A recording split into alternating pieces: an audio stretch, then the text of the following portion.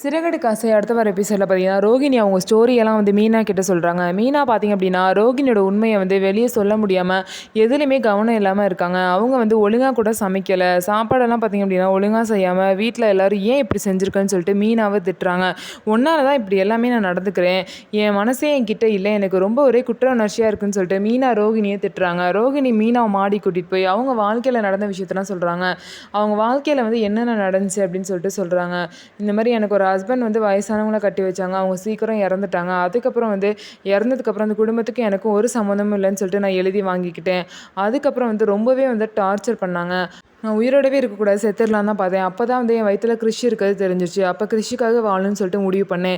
இருந்தாலும் இந்த உலகத்தில் தன்னந்தனியாக ஒரு பொண்ணு வாழ்கிறது ரொம்ப கஷ்டம். எல்லாருமே நம்மளை தப்பாக யூஸ் பண்ணிக்க பார்த்தாங்க. அதனால வந்து நான் ஒரு கல்யாணம் பண்ணணும்னு யோசித்தேன். அப்போ வந்து பேங்க்கில் ஒரு பையனை மீட் பண்ணேன். அந்த பையன் வந்து எனக்கு டிவோர்ஸ் ஆனால் பரவாயில்ல, ஆனால் ஒரு பையன் இருக்கான் அப்படின்னு தெரிஞ்சோடனே அவன் வந்து எப்படியோ வந்து சொல்லிக்காம கொள்ளாமல் ஓடிட்டான். அதுக்கப்புறம் தான் நான் மனோஜை மீட் பண்ணேன். மனோஜ் தான் வந்து எனக்கு ஏற்ற ஆளுன்னு தெரிஞ்சிச்சு.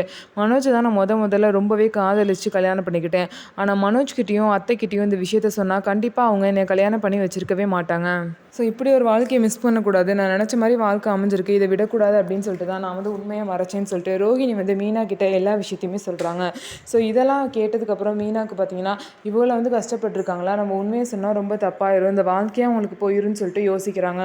ஸோ இதுக்கப்புறம் பார்த்தீங்கன்னா கண்டிப்பாக இப்போதைக்கு மீனா உண்மையை வெளியே சொல்ல மாட்டாங்க. ஸோ இதுக்கப்புறம் எப்போ தான் அந்த உண்மை வெளியே வரப்போது, ரோகிணி மாட்ட போகிறாங்கன்னு சொல்லிட்டு வெயிட் பண்ணி பார்க்கலாம். நம்ம வீடியோ உங்களுக்கு பிடிச்சிருந்தா நம்ம வீடியோவை லைக் பண்ணிக்கோங்க, மறக்காமல் நம்மளோட சேனலை சப்ஸ்கிரைப் பண்ணிவிட்டு பாருங்கள்.